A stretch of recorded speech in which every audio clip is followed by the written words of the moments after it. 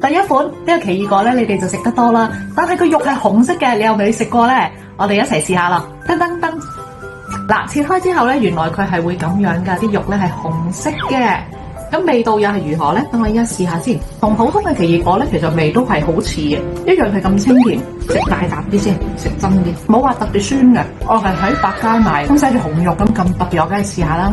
咁大概就係5個為之一盒，大概係25蚊咁樣啦。好啦，下一個就我上次咧菲律賓工人咧喺呢個菲律賓咧帶翻嚟嘅蛋黃果。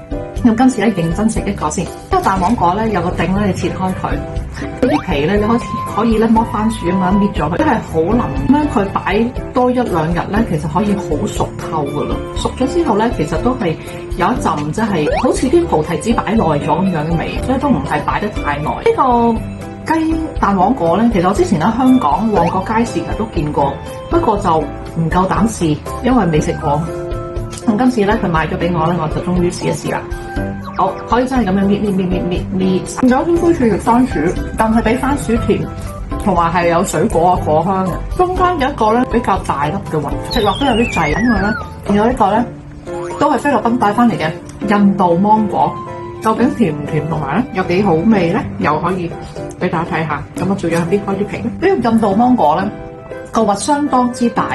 所以咧咬咗少少已經掂到個核，但係佢好清甜，清甜嘅程度咧拍得住愛文芒嘅，直到咁上下咧，基本上呢個都係核嚟嘅，所以咧成個芒果咧，我諗個核佔咗成，我諗都有4/3啊應該，因為個核真係好大，係相當清甜嘅。下一款我哋嚟試下呢啲超級迷你嘅車厘茄，咁咧佢叫做珍珠茄，我喺旺角街市買嘅。平時啲車厘茄咧，起碼好似佢2-3倍咁大啦，我第一次見到咁細粒嘅車厘茄喎，你睇下。平時啲車厘茄咧，起碼係佢嘅2倍咁大啦。我第一次見到呢啲咧，大概好似我個手指公嘅手指甲咁大嘅一個車厘茄，相當之迷你。唔知佢會唔會特別甜或者特別酸咧？試下先。我下一次我食2粒，其實味道都一樣嘅。好啦，最後試下呢個油甘子先。好耐冇食過啦，個味比較澀啲。不過最近咧，有時去深圳公幹嘅時候咧，好多時見到呢啲油甘子鮮榨嘅油甘子果汁，咁可以降熱氣，所以我忍唔住都買嚟試下。